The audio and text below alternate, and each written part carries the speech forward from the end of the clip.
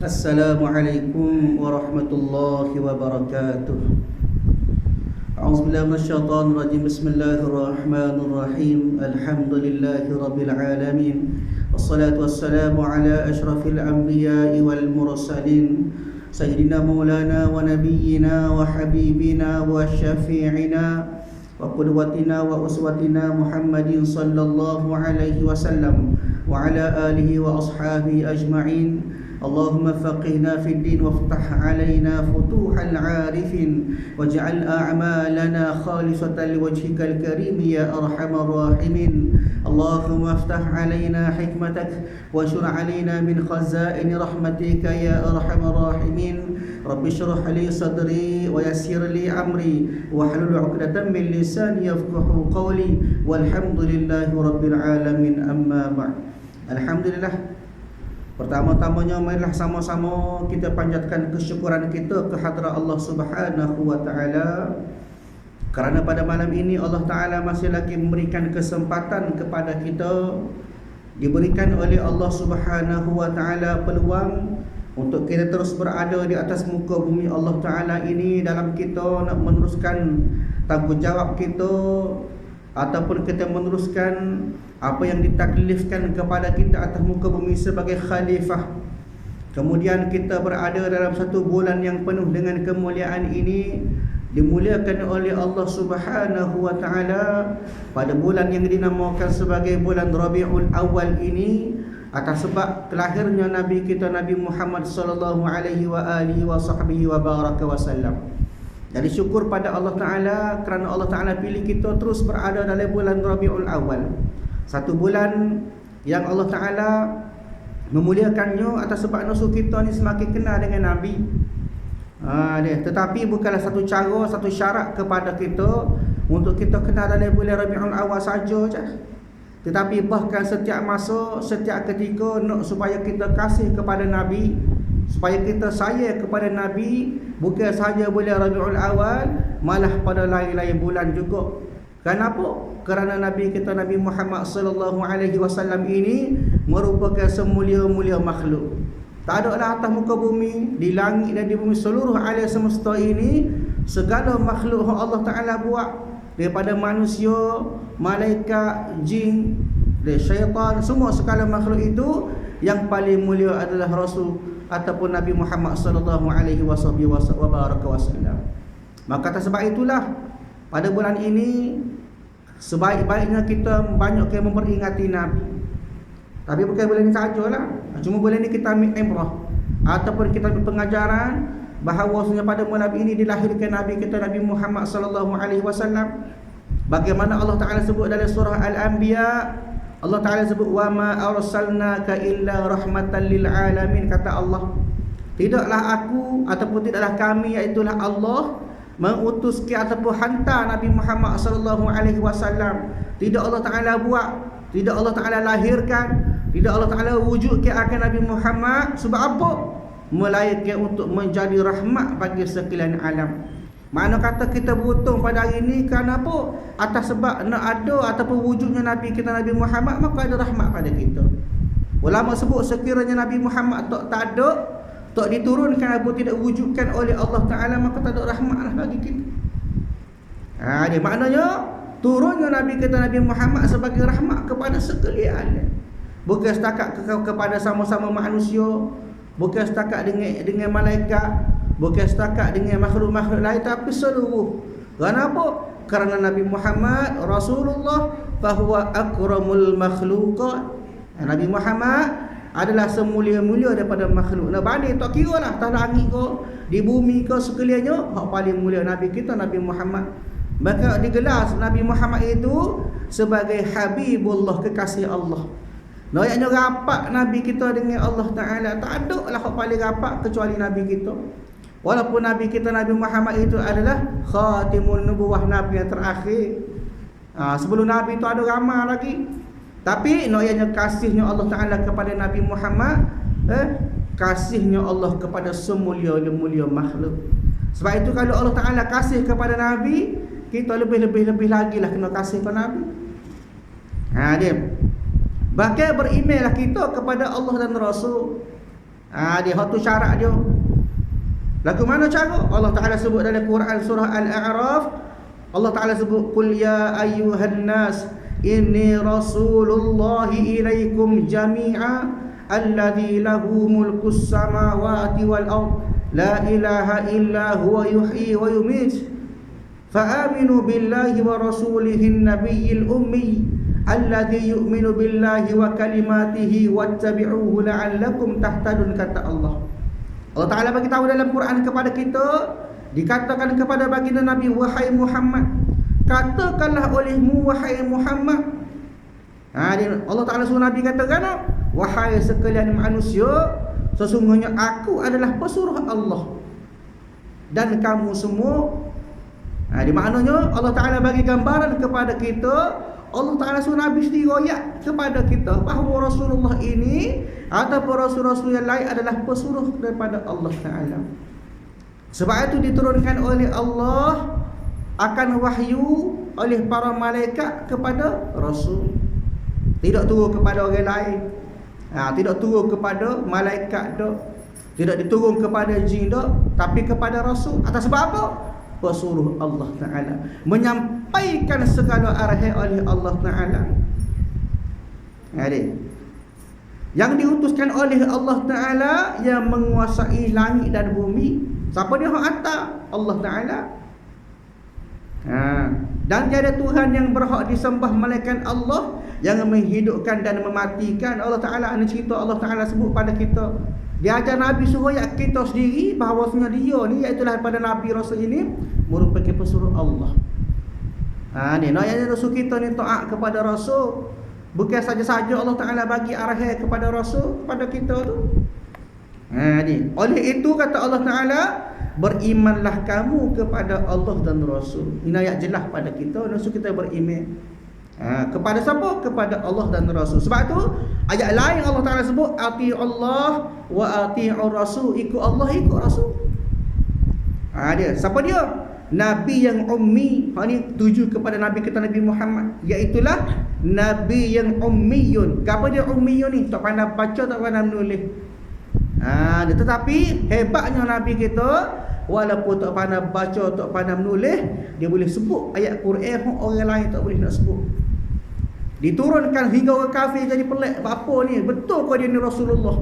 Betul ke dia ni bawa amanah Allah Ta'ala? Bila fikir balik, fikir pergi mari, maka kata betul. Sebab apa? Orang yang tak pandai baca, tak pandai menulis, boleh baca Quran, ayat dia begitu hebat. Lebih hebat pada syair-syair Arab pada masa tu. Orang Arab tak buat rekod surah-surah lain, nak suruh dengan Quran, tak boleh buat. Tapi diturunkan oleh, diajar oleh Jibril kepada Rasul kita, Nabi kita Nabi Muhammad SAW, untuk diroyak, disembah pada kita. Dia maknanya walaupun ummiyun, tidak sempurna, tak pandai baca, tak pandai nulis, tapi lebih dari dia. Kenapa? Kerana dia ni direct daripada Allah Ta'ala. Ni yang beriman kepada Allah Ta'ala, lebihnya walaupun tak pandai baca, tak pandai menulis, digelar sebagai ummi, tapi beriman kepada Allah Ta'ala. Tak ada lah. Paling beriman kepada Allah Ta'ala atas muka bumi, tak ada orang lain. Nabi kita Nabi Muhammad SAW. Nak cerita, kalau nak cerita keimanan Rasulullah ni, panjang cerita dia. Nak yang hebat, mulia. Sebab itu Allah Ta'ala memuliakan Nabi kita sebagai semulia-mulia makhluk tu. Dan kalimah-kalimahnya bukan setakat beriman kepada Allah Ta'ala, juga beriman kepada kalimah-kalimah Allah Ta'ala. Apa dia? Daripada Al-Quran. Dia beriman kepada Allah dengan cara, antara salah satu cara beriman dengan kitab Allah, iaitulah Al-Quran yang paling mulia. Kitab lain beriman juga, tapi bukan pada umat Nabi kita Nabi Muhammad SAW. Sebab itu Al-Quran dikatakan sebagai mu'jizatul kubra, mukjizat yang terbesar. Kenapa? Bila turunnya Al-Quran kepada Nabi kita Nabi Muhammad SAW, maka jadi hazah ataupun dihapuskan segala kepentingan kitab-kitab yang lain. Walaupun Nabi-Nabi lain, Rasul-Rasul yang ada kitab sendiri, Nabi Musa ada kitab dia, Nabi Isa ada kitab dia, Nabi Daud ada kitab dia. Tapi bila turun Nabi Muhammad, maka benda-benda yang ada dalam kitab-kitab sebelum tu jadi terbatal berlaku. Kenapa? Turut Quran berlaku. No ayatnya semulia-mulia mukjizat Al-Quran. Maknanya beriman kepada Allah dengan cara dengar ataupun turut segala kalimah-kalimah dalam Quran. Dan ikutilah dia, kena turut. Bukan setakat baca saja, kena faham, biar jelas, kena turut gapo hak Quran sebut. Supaya apa? La'allakum tahtadun, kata Allah, supaya kamu beroleh hidayah, iaitu petunjuk daripada Allah Ta'ala. Tuan-tuan yang dirahmati oleh Allah, senang aja. Makna daripada ayat yang saya sebut saat ni, kesimpulan kepada kita, dua cara kita nak tahu kita beriman ke tak. Yang pertama, ikut Allah Ta'ala, taat kepada Allah Ta'ala, buat segala suruh Allah Ta'ala. Yang kedua, beriman kepada Rasul. Cukup dua syarat ni, maka kita mudah untuk beroleh hidayah. Ni kadang-kadang kita doa tu, ya Allah berilah hidayah kepadaku. Bukan hidayah nama orang ni. Hidayah ni petunjuk, minta doa, kadang-kadang minta dengan Allah Ta'ala. Anak kita tak pandai baca, anak kita jadi malas sekolah, anak kita malas semaya, dia minta doa, nak minta hidayah, petunjuk supaya Allah Ta'ala beri kepada anak kita. Tapi dalam masa sama kita tak ikut syarat dua tadi. Allah Ta'ala suruh kita tak buat. Ni hak Rasulullah ajar pada kita, kita tak turut. Tempat lain lah, bukan tempat kita bagus berlaku, alhamdulillah. Ayatnya bagaimanakah kita nak mendapat petunjuk sekiranya dalam masa yang sama kita tak turut apa hak Allah Ta'ala suruh?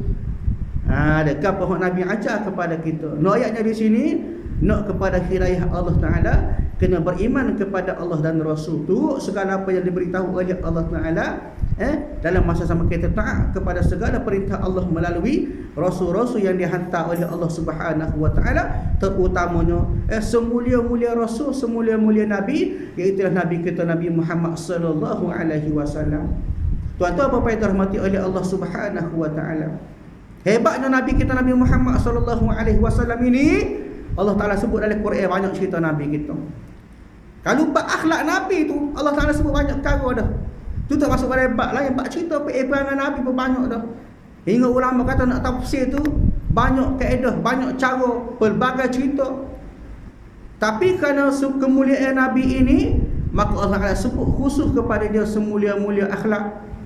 Bagaimana Allah Ta'ala sebut antaranya dari surah Al-Ahzab, kata Allah Subhanahu Wa Ta'ala, laqad kana lakum fi rasulillahi uswatun hasanah liman kana yarjullaha wal yawmal akhir wa dzakarallaha katsira. Allah Ta'ala sebut, kata Allah Ta'ala, sesungguhnya terdapat dari diri Rasul, iaitu Rasulullah sallallahu alaihi wasallam itu tauladan yang baik, ikutan yang baik.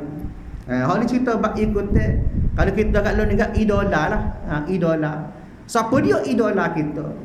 Macam-macam deh. Kadang-kadang ada Ronaldo, ada orang-orang pilih berlaku TV, artis-artis sebagainya. Sedangkan Allah Ta'ala sebut dalam Quran, Rasulullah ini uswatun hasanah, ikutan yang terbaik, contoh yang terbaik. Dia. Kenapa? Di man kana yarjullah, bagi orang-orang yang nak kepada Allah, orang yang nak kepada redha Allah, dia kena menjadikan Rasulullah ini sebagai ikutan dia. Kena turut ke apa Rasulullah raya. Dia. Wal yaumal akhir, dia juga nak hari akhirat, nak kepada ganjaran hari akhirat, nak kebaikan faedah yang baik pada hari akhirat. Kena ikut juga ke apa Rasulullah raya. Kenapa contoh? Dia. Wa dzakarallaha katsira, dan dalam masa yang sama banyak menyebut kepada Allah Ta'ala. Mana cerita ni nak sebut ayat kepada kita bahawa Rasulullah itu adalah contoh yang terbaik. Gapo-gapo ikut Rasulullah. Belajar cara bagaimana nak ikut supaya Rasulullah. Cara Rasulullah makan lagu mana, cara Rasulullah tidur mengiring tu lagu mana, ni cara Rasulullah masuk tandas lagu mana. Semua ini ulama sebut belaka dalam hadis-hadis, banyak cerita tentang sunnah Rasulullah. Bila kita buat sunnah Rasulullah, maka dua pahala pada kita. Yang pertama, pahala kerana kita mengerjakan sunnah Rasulullah, kita ikut yang Nabi buat. Yang kedua, apa yang dikatakan sebagai sunnah Rasulullah itu bila kita buat pahala dia sunnah. Maka pahala sunnah pun boleh, pahala kita ikut sunnah Rasulullah pun boleh, dua dalam satu. Dayanya biar jadi sebati dengan kita, biar jadi satu kebiasaan kepada kita untuk kita buat sunnah Nabi. Dia maknanya setiap gerak kita ada pahala. Kenapa? Sunnah Rasulullah, ikut Nabi buat. Dia baru kita kata kita ni termasuk daripada kalangan orang-orang yang nak redha Allah Ta'ala, dan juga orang-orang faedah yang baik, ganjaran yang baik pada hari akhirat. Bagaimana juga Allah Ta'ala nak ayat kepada kita, kasih sayang Nabi terhadap kita sangat-sangat besar. Diceritakan oleh Allah Ta'ala dalam surah At-Taubah. Allah Ta'ala sebut, laqad ja'akum rasulun min anfusikum azizun 'alaihi ma 'anittum harisun 'alaikum bil mu'minina raufur rahim, kata Allah. Maka sesungguhnya telah datang kepadamu seorang rasul dari kaummu sendiri. Sebab apa Allah Ta'ala buat turun ataupun utuskan rasul daripada kalangan kita juga? Dia persoalan timbul. Sebab apa Allah Ta'ala tak bersuruh Allah ni malaikat ke? Malaikat hebatnya. Sebab apa? Malaikat dia tak ada nafsu, terwi akal semata-mata, tak ada rasa nak buat maksiat, tak ada rasa nak buat dosa. Dia ada akal semata-mata dia, makanya dia kepada ibadat kepada Allah Ta'ala. Bila tak buat amal ibadat, maka lemah dia. Itu malaikat, maknanya hebat dia. Tapi Allah Ta'ala hantar kepada kita daripada kalangan rasul ni manusia juga. Supaya apa? Kerana manusia sama manusia ni mudah nak kecek kira. Kita faham bahasa kita. Dia kalau atas bahasa malaikat jadi payah lah, jadi pelik pula. Maknanya diutuskan kepada kita seorang rasul daripada kaum sendiri, mana daripada kalangan umat manusia juga. Berat terasa olehnya penderitaan, diberi ujian oleh Allah Ta'ala kepada rasul. Rasul-rasul antara orang yang banyak terima ujian. Bagaimana perjuangan Nabi-Nabi, Rasul-Rasul terdahulu nak bawa agama Islam. Bahkan ramai yang terpaksa berkorban. Antaranya Nabi Nuh alaihi wassalatu wassalam, anak dia sendiri. Dia lemah dari banjir besar. Ini keluarga dia sendiri. Begitu juga berapa ramai sahabat-sahabat Nabi berkorban, sanggup berperang, tinggal belakang anak isteri dia, harta dia, nafkah kepala jalan Allah. Ayatnya begitu juga rasul-rasul, hingga ada yang dikatakan sebagai di kalangan rasul segelar sebagai ulul azmi, rasul yang banyak menerima ujian. Ayatnya banyak penderitaan yang diterima oleh rasul ni, serta sangat menginginkan kebaikan kepada kamu semua. Dia buat tu semata-mata kerana kita. Kerja buat rasul, tak ada kerja lain. Nak suruh kita faham agama, nak suruh kita reti agama, nak suruh kita turut segala perintah Allah Ta'ala. Dia maknanya sanggup berkorban semata-mata nak suruh kita ni baik. Lagi amat tinggi belah kasihnya serta penyayang terhadap orang-orang mukmin. Ini sifat rasul, hebat, dimuliakan oleh Allah Ta'ala. Betapa dicerita oleh ulama kepada kita bagaimana ketika berlaku peperangan ataupun ketika Nabi nak bawa agama ke Taif, dipekor, dibaling oleh dengan batu. Ni Nabi nak pergi ke Taif, nak pergi berdakwah ke Taif. Satu ketika dibaling oleh dengan batu oleh orang-orang. Maka Jibril tanya, ya Rasulullah, nak ke aku balik bukit tipu atas mereka ini? Kenapa? Kerana Rasulullah bila dibaling dengan batu berdakwah kaki Rasulullah. Sakit juga, mengalir air mata Rasulullah. Kenapa? Diuji, dilontar batu oleh orang kampung dan masyarakat, tak saya terima Islam. Bila Jibril tanya, nak kena aku rembah, aku letak bukit atas mereka ini, maka Rasulullah kata, jangan. Inilah keistimewaan aku, inilah yang dikatakan sebagai ujian yang boleh aku bangga-bangga oleh Allah Ta'ala pada hari akhirat nanti. Setara tu perjuangan dia. Kita nak jual bangun subuh payah dah. Dia tempat kita tempat lain lah. Tempat kita bagus, belakang subuh penuh dapat belakang, alhamdulillah. Ayatnya perjuangan kita sangat-sangat sikit, sangat-sangat kecil. Nak banding dengan perjuangan rasul-rasul dulu nak bawa agama pada kita. Dia hebatnya rasul.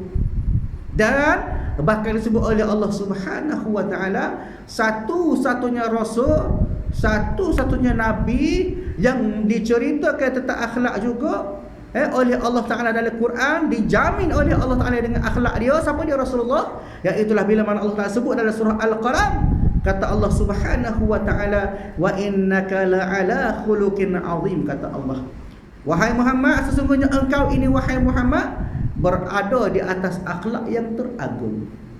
Namanya akhlak Nabi ni comel.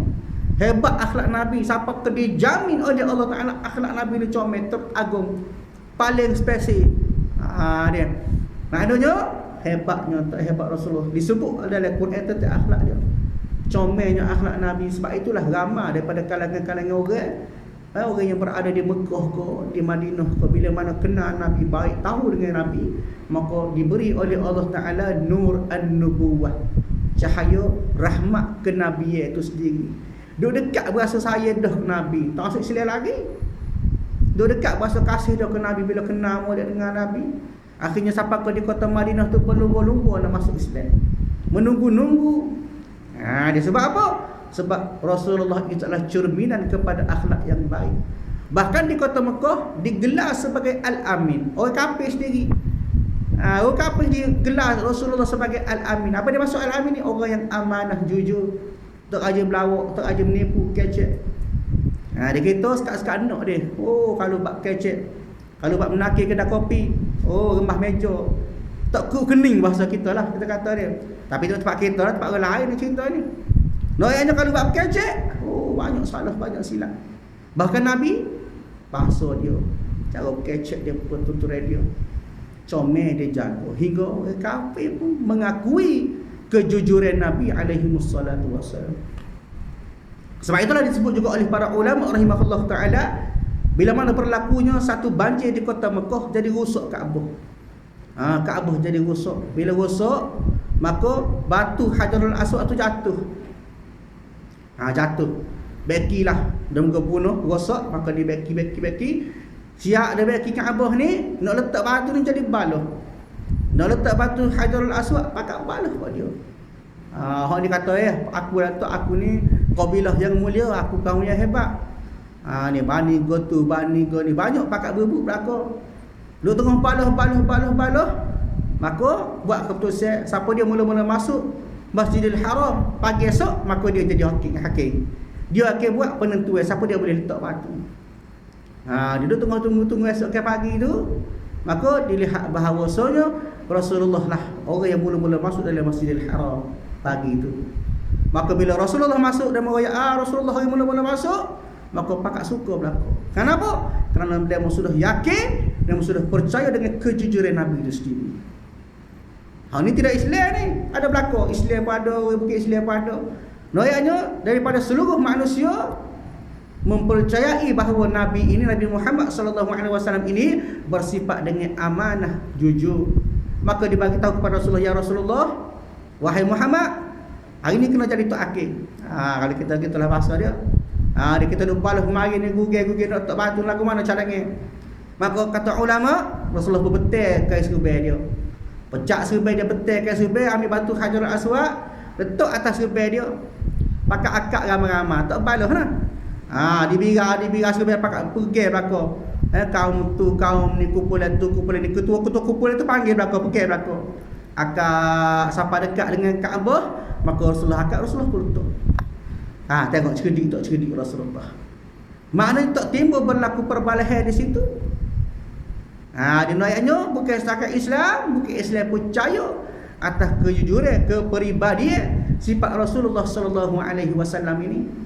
Bahkan disebut dalam satu hadis Nabi sallallahu alaihi wasallam, satu ketika Sa'id bin Hisham dia mari ke Madinah, ditanya kepada Sayyidatina Aisyah radhiyallahu anha, ya ummul mukminin.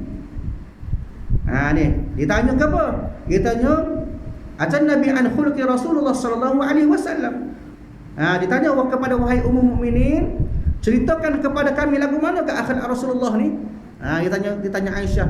Aisyah ni isteri Nabi lah. Ni ditanya kepada Aisyah, maka Aisyah katakan, fa inna khuluqin Nabi sallallahu alaihi wasallam kana al-Quran, kata Aisyah. Sesungguhnya akhlak Nabi itu adalah Al-Quran itu sendiri. Hebat Rasulullah. Tengok, segala peperangan dia berdasarkan Al-Quran. Sebab tu comel. Berdasarkan Al-Quran, Quran sebut lagu mana, maka lagu itulah Nabi buat. Quran kata kena sabar, Nabi jadi orang yang sabar. Quran kata kita kena rajin berjihad, maka Nabi jadi orang yang suka berjihad. Quran kata kita kena banyak beribadat kepada Allah Ta'ala, maka Nabi pun banyak beribadat kepada Allah Ta'ala. Maknanya gambaran sikap perangai PA Nabi adalah berdasar kepada Al-Quran semata-mata. Tak boleh nak bahasa kita kan. Noyaknya comelnya akhlak Nabi. Sebab apa? Sebab Quran ni benda hak comel dalam Quran. Tak ada benda hak uduh-uduh sebut dalam Quran, hak comel belakang. Maka bila mana ulama kata, bila mana didengar, diketahui bahawasanya akhlak Nabi itu adalah Al-Quran, maka semua pakat percaya betul lah. Kenapa? Kerana mereka sudah tahu mereka berada dengan Rasulullah sallallahu alaihi wasallam setiap masa, setiap ketika, sentiasa berada dengan Nabi, maka dia faham. Betul lah kata. Nah, di ayatnya mulianya Nabi, akhlak dia tu akhlakul karimah, akhlak-akhlak yang mulia.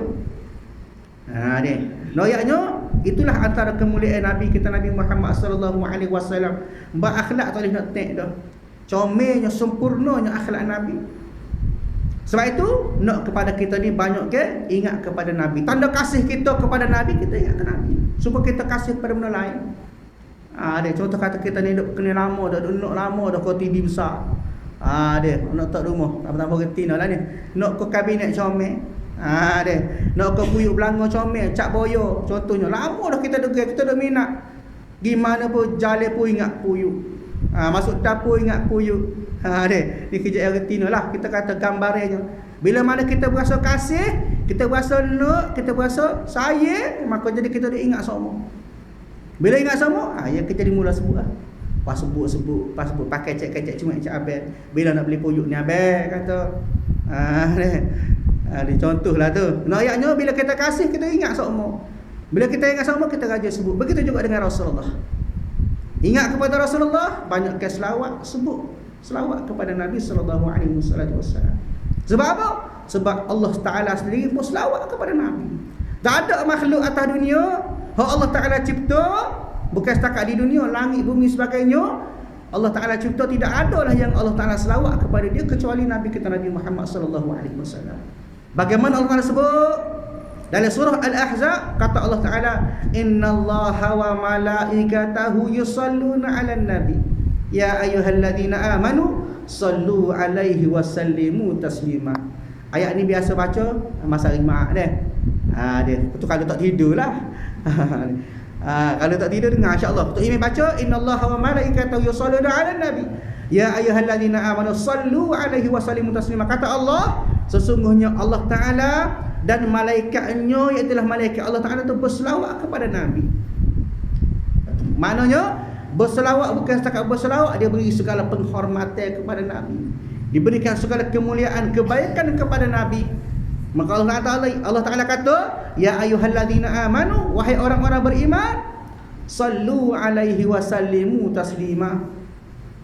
Selawatlah kamu kepadanya, kepada Nabi, serta ucapkanlah salam sejahtera dengan penghormatan yang sepenuhnya kepada Nabi kita. Satu sanjungan kepada Nabi kita. Tak ada Nabi lain, tak ada Rasul lain, tak ada makhluk lain yang Allah Ta'ala selawat kepada dia kecuali Nabi kita, Nabi Muhammad sallallahu alaihi wasallam. Dia Allah Ta'ala selawat, malaikat selawat, lepas tu pula Allah Ta'ala suruh pula kita selawat, lepas tu selawat lagi.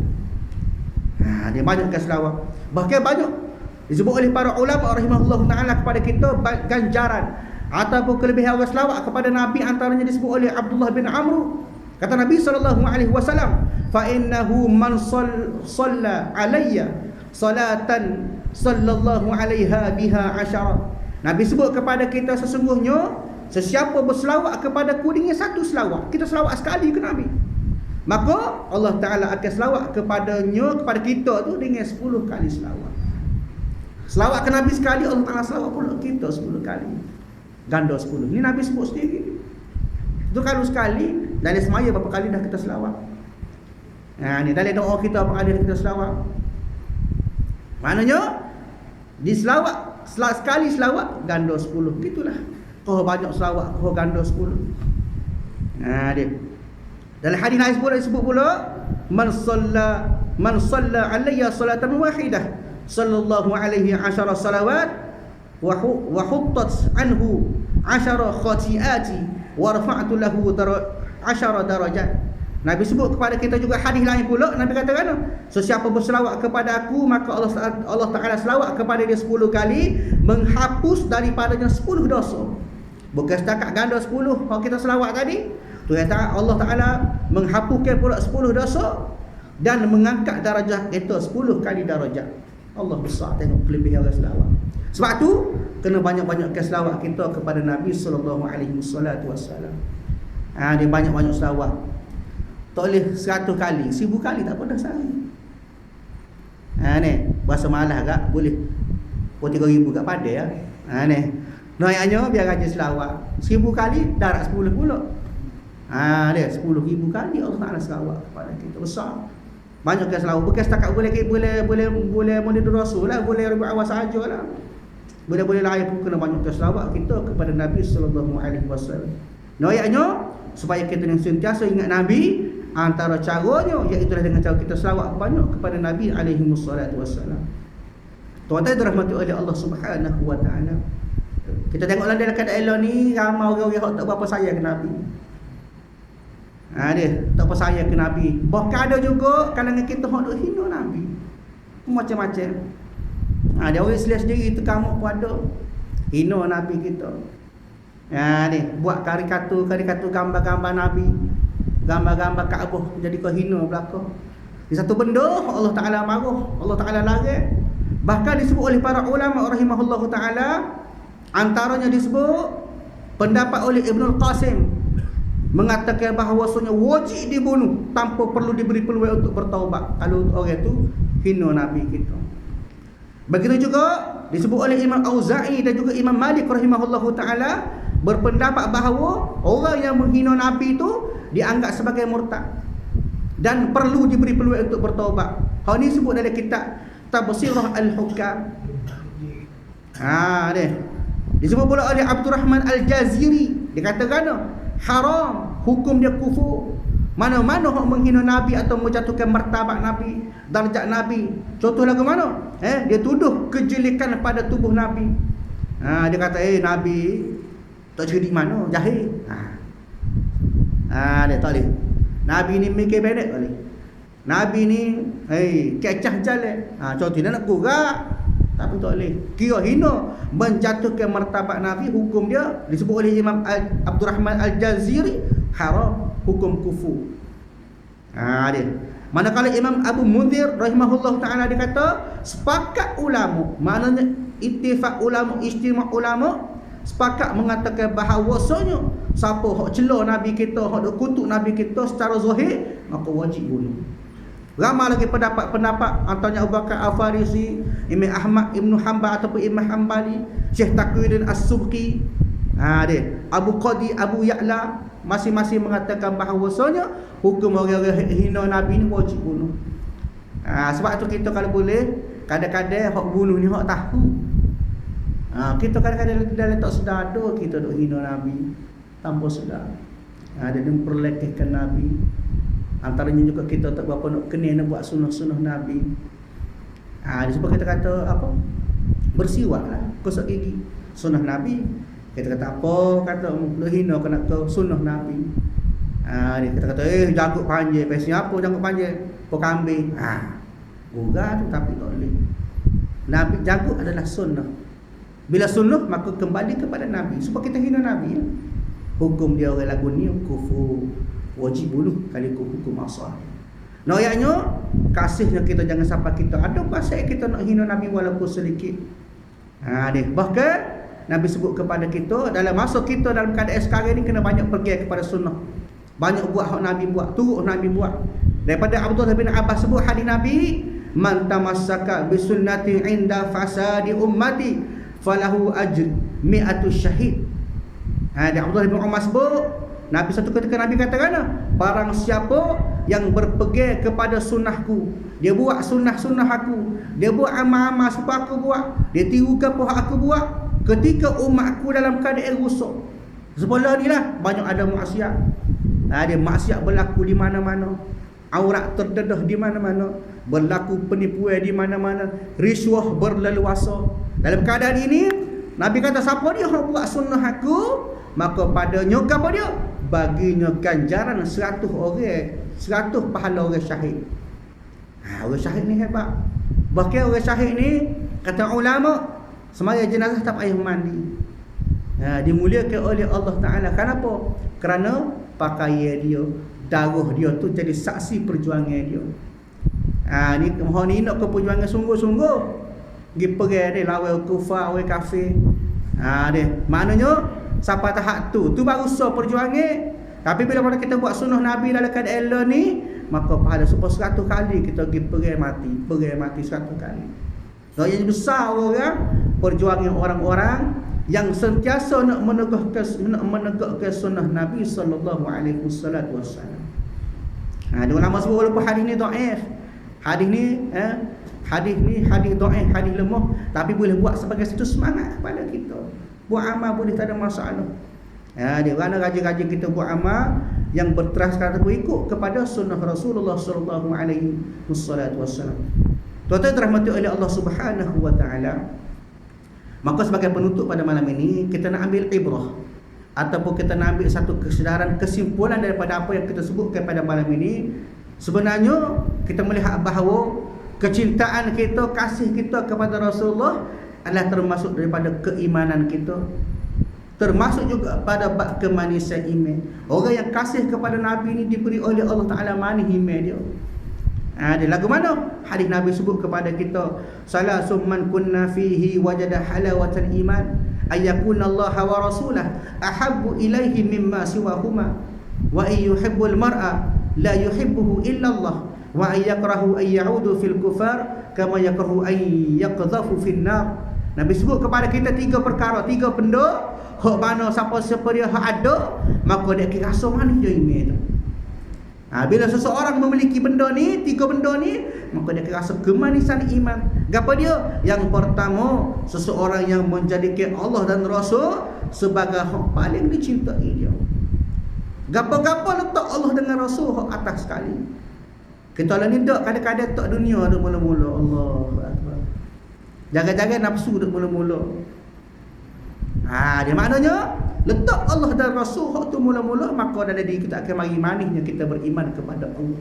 Kita buat amal jadi sedap, buat ibadat berasa jeliga.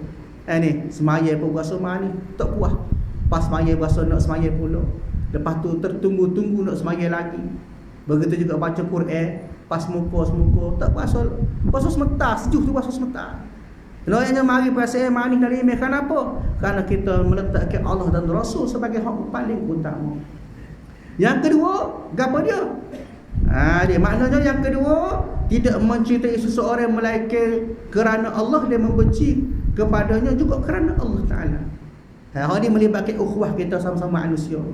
Kadang-kadang kita ni jadi balah, jadi pecah. Kenapa? Kerana kita tak berhubungan, tak berukhuwah, tak bersaudara kerana Allah Ta'ala. Ni payah nak boleh kau ukhuwah kerana Allah Ta'ala. Sayang kita biar sungguh kerana Allah Ta'ala. Jangan sayang kerana malu kau orang. Jangan sayang kerana tak gamuk. Jangan sayang kerana malu mata. Jangan sayang kerana semata-mata jiran. Jangan. Sayang kita, berukhuwah kita kerana Allah Ta'ala. Sayang kerana Allah Ta'ala. Baru betul. Ni. Yang ketiga, apa dia? Orang yang membenci kembali kepada kufur seperti mana dia suka untuk dicampakkan ke dalam api neraka. Maknanya orang-orang yang bertaubat. Dia buat maksiat, tiba-tiba dia bertaubat, maka dia benci dah nak buat maksiat. Maka dalam keadaan ini rasa manis imannya. Kenapa? Kerana dia rasa seperti mana dia ni takut Allah Ta'ala lepas dia dalam neraka pada hari akhirat nanti. Dalam keadaan tiga ini